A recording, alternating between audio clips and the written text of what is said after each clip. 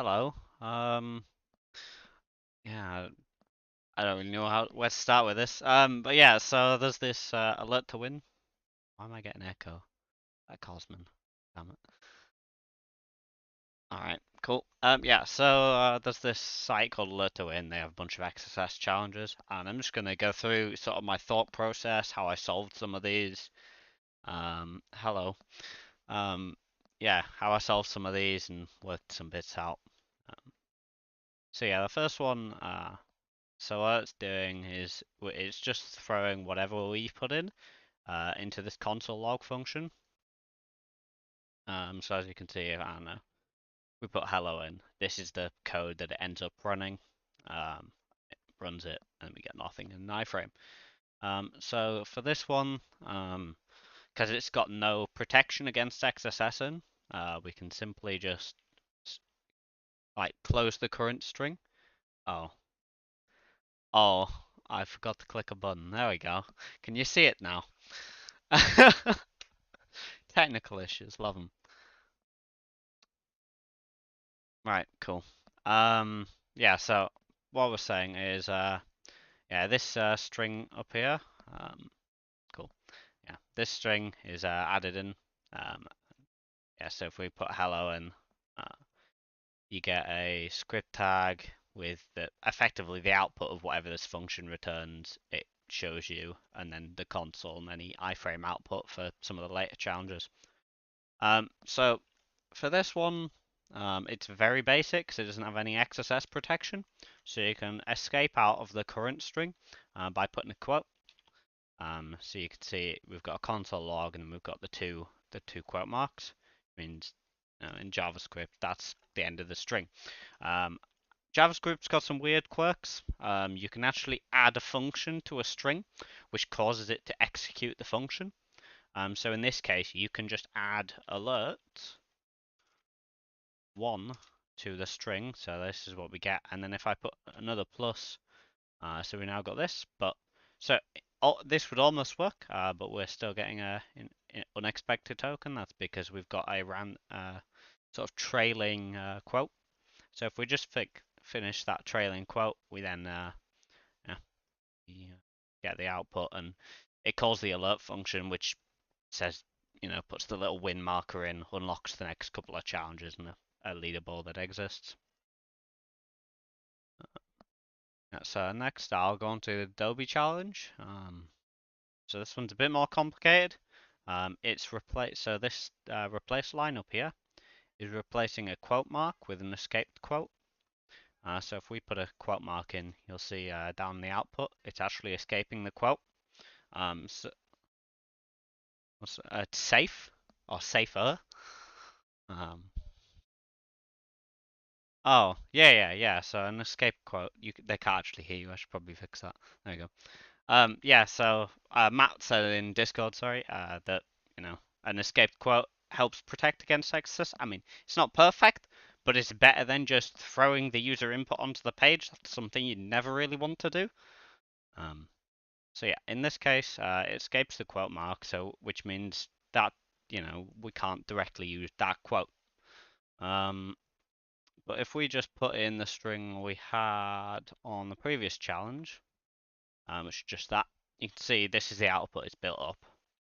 But so one thing you can do is it is directly just replacing the characters. It's not actually checking what else is in there. So in this case, I thought, a double slash, and then instead of escaping it, that'd cause 2 slashes. So you now get a string with 2 slashes in it, and then instead of an escaped quote mark. So that means that side is valid. And then with this side, it's a bit more tricky. So we've got all this extra stuff afterwards. And, doing the same trick over here, we get like some weird output and it still doesn't like the JavaScript. So what we can do is, because we can just put whatever symbols we want in here, we can close off this console log function. And then we can put a semicolon, which just tells JavaScript that's the end of the line. Everything from here on out is marked as a new line. And then all we have to we've still got all this extra data on the end, which is causing the script tag to fail. And just to ignore that, all we do is put two comments in. It's very similar to SQL injection, that one, where you put two comments at the end of your injected code to bypass, whatever else is on the end and ignore it. So in this case, we end up getting we call the alert, which means we've won. So just a quick overview. So what we did was we got around this replace function by putting two slashes in, and then we add the alert function back to a string, which causes JavaScript to call this alert function. And then we just closed off the console log line and then commented it the rest of the line out. It might help if I can quickly show you the source code for this frame. There you go, yeah. No, it's not going to show it very clear. But yeah, it's, as you can see, it's virtually the same as that. I was hoping it would syntax highlight it, but apparently not. Anyway, so next I'll go into Json, which is another challenge. And so this time, instead of just replacing the quote marks with an escape version, it runs this function called Json stringify, which turns sort of a JavaScript object into something that's safe to put onto the screen. Or so it thinks. Yeah, also it thinks. Is this being recorded? This is great. Yes, this should be up on YouTube afterwards. Fingers crossed anyway. If not, I'll probably record it again in my own time and upload it. But it should be good afterwards. Yeah, so the stringify, so I'll put some more test data in. So we get hello, expected output. But if we start, I'll put the original this back in. You'll see, it's escaping the quotes again. So let's try double escaping. Oh, but in this case, we've now got three slashes because this JSON stringify function escapes the slash that's there and then also escapes the quote. So we can't get around it like that. So let's do some more testing. Let's see, I don't know, does it escape the other slash? No. Okay, so we know it escapes one type of slash, but not the other. I'm just going to throw a bunch of symbols in here. So you can quickly see that it's only out of these couple of symbols I put in, it's only escaping this second slash. So we know that's not really a viable string to put in at the end. So what we could try doing is, because we know it opens a script tag, so the browser will just keep reading this text and assuming it's JavaScript until it finds a closing script tag, which in this case, it's then trying to evaluate this selected bit here as a script, which is invalid, but that's fine. So it just means that one script tag errors out. And then the rest of this, it just, assumes is a string. So that's why you get this output down here. So now we've closed this original script tag, what we can do is you can either open another script tag and call an alert function in there, or what I prefer to do, I'm just gonna go, is create a image object. So this is quite a nice way without a script tag to call arbitrary JavaScript on browsers. If you just use an image object with the source attribute of nothing, and then an on-error handler as just alert1, which effectively means, I won't end this quite yet, which means if it fails to get whatever this, this source is, it'll call whatever's on error is set to, which in this case, the source is nothing, so it's going to fail to get the image from there, which means it'll always call the alert function, which means, there we go. And, so we get, open script tag, close script tag, so JavaScript will try and run this bit, and then it'll just carry on with the page as normal. So in this case, it's then going to try and put this image onto the page. If I scroll down, will actually show it. But it'll try and put the image onto the page, which will fail, and then it'll call the alert function because that's the on error for it. And it's just the rest of the code that we don't need to care about. So I haven't actually solved this markdown challenge. so I'm going to skip over this one. If you guys We're work gonna it let out, you do that one in your own time. yeah, you can do that on your own time. If you work it out, please let me know. I'd be really interested on the solution for that. But yeah, I'll continue on. So this next one that I'm going to cover is called DOM. So this one's a bit more complicated. Says the developer was pretty much lazy here. He couldn't be bothered to set up, multiple fields. But that's fine. It just means we have to use, one attribute hashtag and another to pass it into the rest of this code. So we'll use their example, which runs text node and foo is the variable. So what is this actually doing? So it's running document and it's looking for an attribute for document called create plus whatever we put in. So in this case, yeah. So in this case, it'll be calling document create, and then because we have text node there, so it'll be running text node like Can you zoom in, that. please? Can I zoom in? Or is it very small? Oh, blimey, yes. Font. Control mouse wheel also works in Notepad. As it? I don't use Notepad a lot. Yes, it does. There you go. Yeah, so you then end up with document. So this is effectively what this first bit's constructing, and then it's calling dot apply with the rest of this on. So what other functions? Because we can control this section, this text node. What other functions are in here? So the easiest way to find out, you can either look it up, or I just play around in my JavaScript console all the time. So you can do document dot create. And there we go. These are all the possible other functions we could call. So there's all sorts of things. You can create elements, fragments, all sorts of things. You can have a play with a couple of these, but in the end, you get a create comment. I went through probably about 10 of these, and then was like, I've never actually seen create comment before, so I'll have a play with that. So in this case, if we just put comment here, we then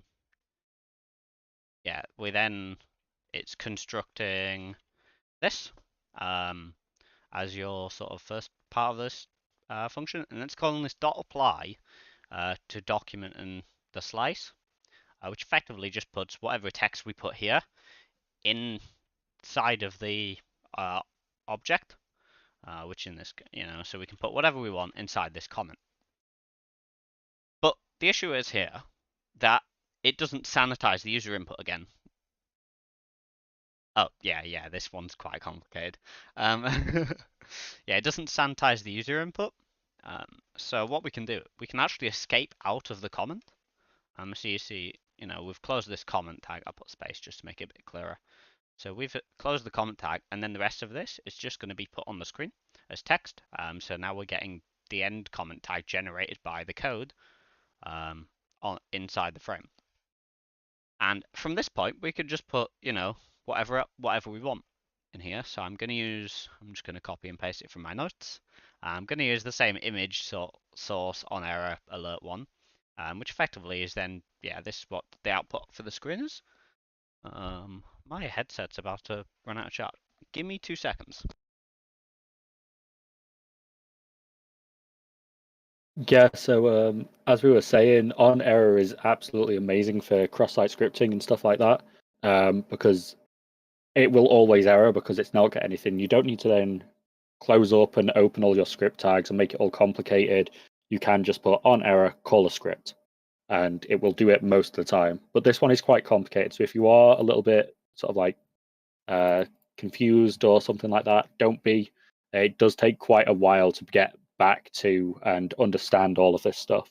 Because, as I say, me and Ryan have both had a go at the Markdown one, and neither of us have figured it out yet. So they are quite complicated, some of them. Yeah, I mean, if you've got any questions about any of these, or you've got some weird JavaScript thing that you're trying to work out, some XSS challenge or something, feel free to drop me a message on Discord. My DMs are open, so just fire them over and I'll try and help in any way I can. Yeah, so I think I've finished the explanation for this one. So we close the comment tag using this bit, and then we can just inject whatever HTML we want, which puts the image tag onto the page, and then we and then the random close tag. If we scroll down, we should be able to. It's not actually showing usually it shows a little broken image. But yeah, you get the close tag, and there's technically an image tag hiding in there. I'll be able to show it if I just delve into here. There you go. Yeah, you see it doesn't know the source, and it's called the alert. So that's cool. So next, yeah, I did do callback. Yeah, so next one is callback. This one's quite interesting. Um, so it's the same idea again with using the hashtag to separate our two inputs. So I'll just copy their example. And so this, the first thing the script does is check against our thing before the hashtag, our string.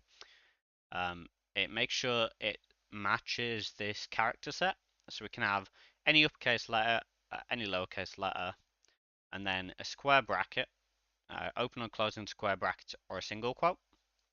Anything outside of that, excuse me, anything outside of that will call this invalid will return invalid callback. So if we just put a number in there, for instance, because that's not one of the allowed characters, we're then getting, invalid callback because it's just ending there, so it's not executing the rest of this. So the next line, it's constructing a object with the with a key of user data, and the value of that is our second parameter. So I don't know, put hello in there. You'll see it then it's constructing this string, and then it turns the object in code to the string, which is why it appears nicely here. Replaces any opening angled brackets with the escape sequence for that, which means if we do that, you'll see it gets replaced with this. So we can't actually put opened angle brackets in there. And then it throws it all together in a big long script tag, which generates this sort of output. Oh, yeah. So this is actually quite a common thing you'll see about is having like a website return a callback to you that you can specify. Quite a few of the Google APIs do this. You ask it for some JavaScript or whatever, and then when it's done, you can you can specify it a function, and it will then, when it finishes doing its API request or whatever, it'll then call that JavaScript function. And in this case, we can control that, and that's where our exploit is for this challenge. Is just how this is handled. Uh, so I'm just reading chat. It's over on my other monitor, so it's quite far.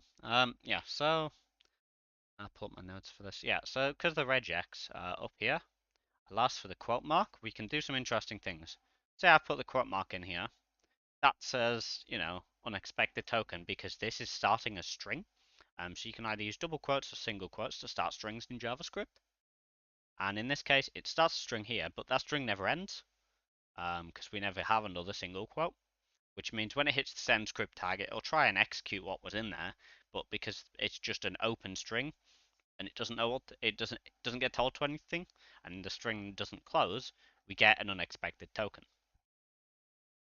So what we can what what we can do is, because we get to control what's in here, we can actually put the closing string in here.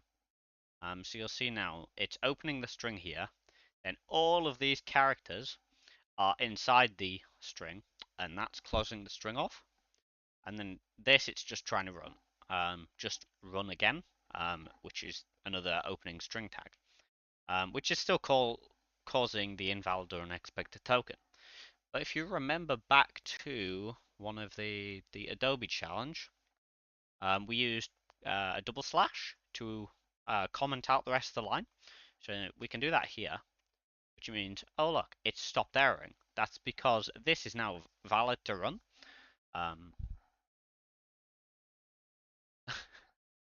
Yeah, this is valid to run. Yeah, it's got an open quote mark which starts the string, it continues through, and then that closes the string. So this is just like, putting a string in your code. JavaScript doesn't actually get told anything to do, but it is valid, so it doesn't error. And then we've got the double slash to ignore the rest of the ignore the rest of the line, which in this case is all the extra symbols and stuff we don't actually care about. So back to earlier, we did use this sort of, adding a function on to a string, which in JavaScript, like I said, forces JavaScript to call the function. So what we can do in this case is just add on to the end of the string our alert function, and there we go. So it's got this string. You go, I want to add the output of this alert, which alerts just don't output anything. So in this case, so it forces the function to get called, trying to get the output, which then, in this case, we win. So the next one is, well, it's semi-complex. The next one, I'm not even going to attempt to say that, but yeah. So this one we've got, almost like what we had to start with this S, but it's using two uppercase. So if I throw in what we had very to start with, oh look, yeah, I have a more complicated solution noted down for this, huh? Yeah, so the original code we used for the first challenge it's very similar to this one. It's just got two upper, but because it's using two upper, alert, which is the function name for alert, is in lowercase in JavaScript's a case-sensitive language. So that matters, because alert isn't a function in uppercase, but it is in lowercase. You can do the same in your JavaScript console. Yeah, you see alert isn't defined, but lowercase alert works fine. You see it's got that. So in this case, we want to somehow get round this two uppercase. So if I head over to our useful links page, because I was thinking, yeah, this is linked in the info section of our Discord server. We've got a bunch of tools and stuff listed on here. And I'm actually going to open up CyberChef, which is a brilliant tool for generating all sorts of weird strings and doing reverses of things and all sorts of little bits and bobs. And so you can encode, these characters as different formats. So one that's used in HTML a lot, you can HTML entities. So if we go to a HTML entity, we put in our alert. It does nothing by default. But what we can tell this to do is convert all characters to HTML entities, which means it's then converted the characters that we had into hex and then the hex representation. So a lowercase a is 97 in hex, and then it shoves these extra bits on. So effectively, this ends up being, after it's processed by HTML, it ends up being just alert in lowercase. But because this is handled, they're all lowercase letters, and you can't really make uppercase of hashtag signs and numbers, it'll just get around this two uppercase limit. But you see, this is weird because, this should in theory pass as a normal HTML, but then you remember, because it's inside the script tag still, it's not going to pass it as normal HTML. So we have to escape the script tag. So because it's only doing two upper, we can just whack a script tag in there, and like we had in one of the other challenges, got a console log and it tries to run that, fails, but then just continues with the rest of the HTML. And you see down here, we can do whatever output we want. We've got this lowercase alert, which is perfect. This is exactly what we want. And then if we just kind of throw this alert, like we've got already, into the image tag I keep using, which is img soc. Where is the link? Oh, for the CyberChef thing. So if you go into our Discord server, let me just make sure I'm not in any bad channels. Yeah, if you go into the Discord server under info, we have it in here, just useful links / tools. If you just click that, this page should load up. I'll also drop it in the YouTube chat. And also, if you just go to your CTF page and just put /links at the Oh, very top, yeah, that works. it Yeah. would also do that way as well. But if you forget where the actual link location is, everything should be on Discord. Yeah. So back to the challenge. So I was putting in my standard, link source on error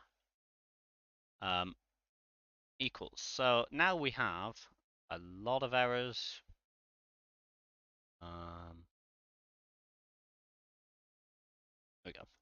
Oh, there you go. That's simpler than I had before. But yeah, so in this case, what we're doing is we escape the script tag because you can close tags in uppercase or lowercase. HTML doesn't care. So we close the script tag, it tries to run that, and that errors, which is why we have this invalid token.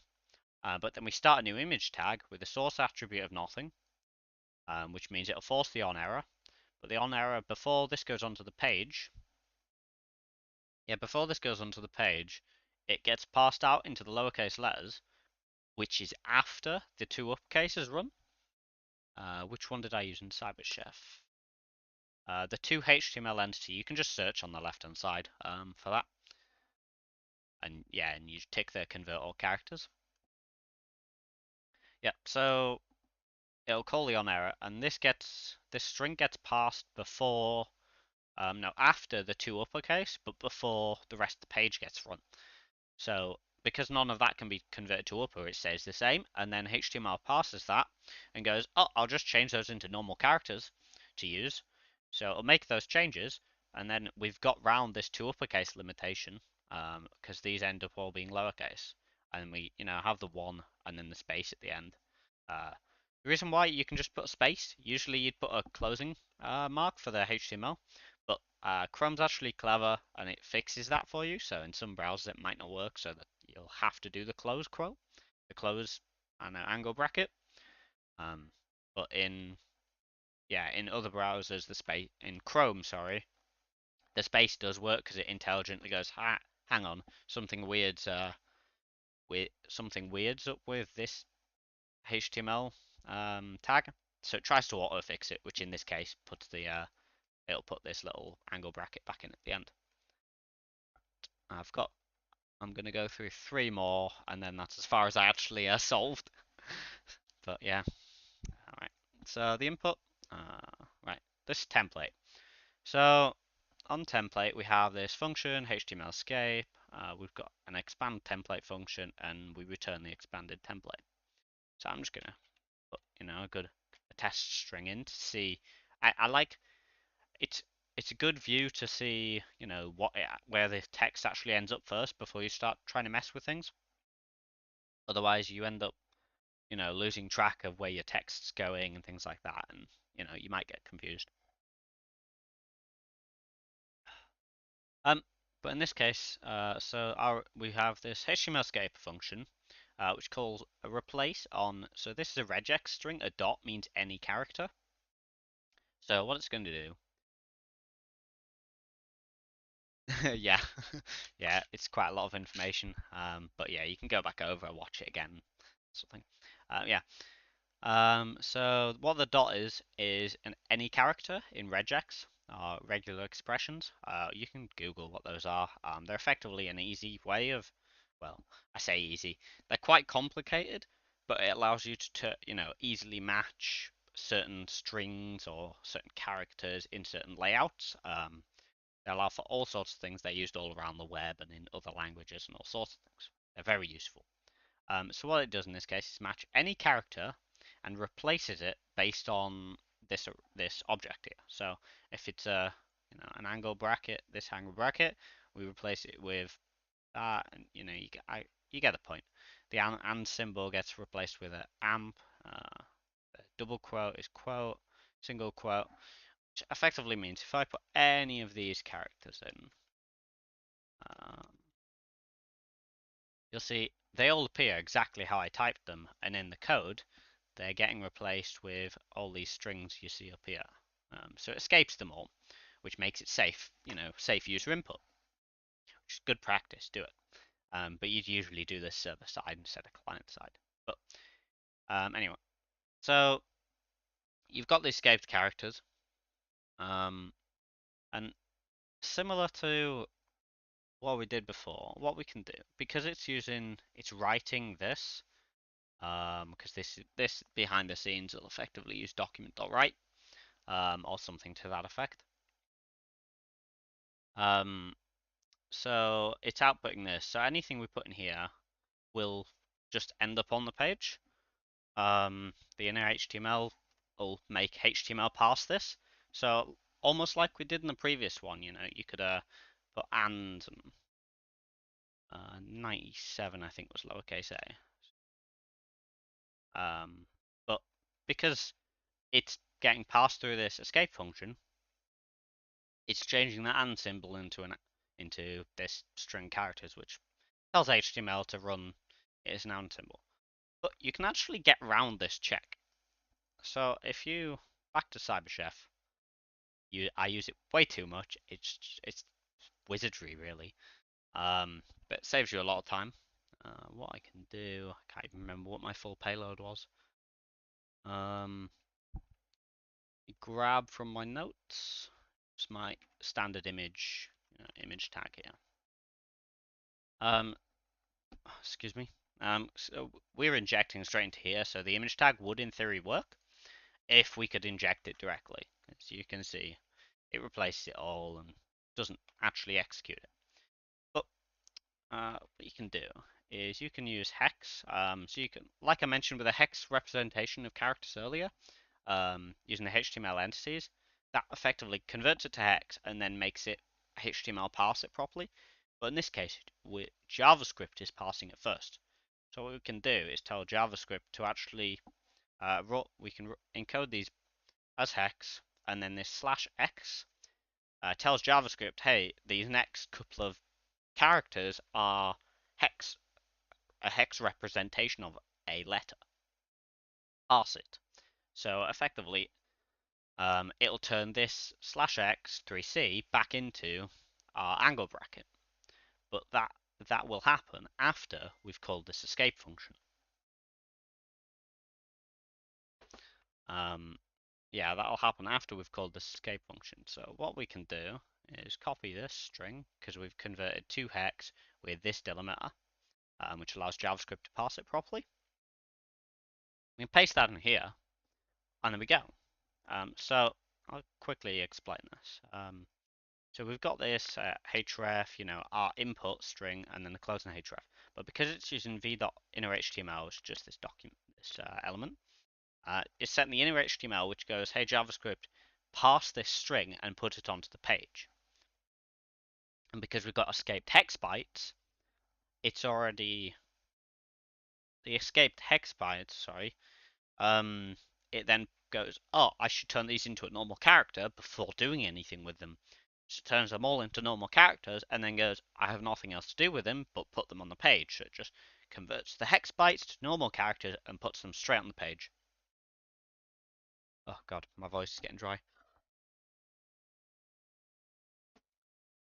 Yeah, so that's the template. And I will cover. I have two more in my notes, but I think Uh, we'll see how this next one goes, and yeah. So I'll go to Json 2 next. It's just like the second version of the Json challenge. So Maybe if you think you're running out of time, just cover the solutions in a sort of like an overall, and then if people have more questions, they can find you on Discord. yeah, we'll see what time's like after this one. How long it takes. Yeah. So this is the second Json challenge. So what I'm gonna do, go back up to the first one and just copy the same thing for now as a good start, because like number two, very similar to number one. If you look at the code, it's just got this extra chunk at the end. Excuse me. Yeah, so it's got this extra chunk of script tag stuff on the end. Which if you just make this regex look a bit nicer, it's effectively ends up replacing script. Yeah, all it does is globally checks for any case of this string and just replaces it with an empty string. So if we copy that out, if we put, script in here, you'll see all we get is that the end tag, because the rest of it gets replaced with nothing. Can I open my notes, see if there's anything I forgot to miss? I forgot to say. Right, so if we go, yeah, so because it's checking this exact string and nothing else, if I just simply, put like a space in here, that gets round its checks. But the issue with the space is then that's not a valid, HTML tag. So we can't get round this, existing. So because it's not HTML tag, it's still inside the string and it's just a string. And it's not actually going to escape onto our page. So we can't have a space there. But we know that it replaces this section of the script tag with nothing. So what we can actually do to exploit this is put the script tag within itself. So this looks really weird, but I'll explain it a bit here. Pull this out, yeah. Right, so we input this, it then replaces this string from inside of there. Yeah, so it replaces this section with nothing. Which, if you get rid of that section with nothing, you end up just with a plain script, closing script tag. Which then, yeah, so, which then means this console log just throws an error and gets ignored, and then we continue on to our normal image, on error alert at the end, which calls the alert function. And then we have the, the rest of the code that was just on the page, which it'll just dump out onto the page, which we don't need to care about because we've got XSS. And the last challenge, since that's only taken a couple of minutes, the last challenge I'm going to go over today is callback 2. So like I did with the previous one, I'm going to jump to callback and just copy paste my previous answer. Just a good base point. So yeah, so in this one, I can't actually remember what changed. Okay, yeah, so this replace function replaces slashes instead of, yeah, so before it replaced these tags, but now instead it replaces slashes. So these slashes get escaped, as you can see here, which causes an invalid, some invalid code because we've got some weird string plus the alert call, but then we've got a bunch of just, the rest of the line's got some weird slashes on and then a quote mark and the end script tag, which obviously doesn't work. This one's quite complicated to look around, so it took me a while to work this out. Because we can't use, double slash, so I thought, okay, what else can we use to actually ignore the rest? Because we know this half of the payload works fine. This section is like, gonna work, but then we've got the closing script tag, which we also need, and we know we can't just put closing script tag in here because it escapes the slash. So we need to find another way of commenting out the last couple of characters in the script. So there's a couple of different styles that I knew of before. A couple of different styles that I knew of. Sorry, give me a sec. Yeah, it's a couple of different styles of comments. You've got two slashes. You've got a slash star, which both don't work because they have this slashing. They were the ones I knew of. But then I was looking around documentation. The EMCA script, which is what JavaScript is based on, the language specification. And a section here, which I've now linked. I'll post this link in chat if anyone wants a quick read over it.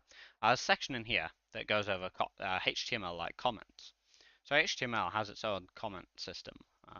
It uses these comments. You can do multi-line comments and stuff in HTML with these. But in JavaScript, they act like a normal single-line comment. So they act identically. I'll use Notepad. So that's a valid comment, but in the case if we use these comment styles, we can do that. And these two have exactly the same effect. Usually in HTML with this style comment, you would have to go like that to make it not comment out the rest of the page. But in JavaScript, they act like single line comment, so this will work. So, and because this only, passes, sanitizes slashes, this other comment style will actually get round the limitation of those slashes and will comment out the rest of the line, therefore making this actually execute our alert function. It wouldn't have worked in the previous one because that, strips out this opening bracket, so it doesn't work. But in callback 2, it does fix that problem. That's as far as I got in those challenges. I had to look at the next two and couldn't work those out. So, if you've got solutions for those, let me know. I guess we'll probably be over in Discord. But I guess if there's any questions, doesn't look like it. Yeah, I guess And also,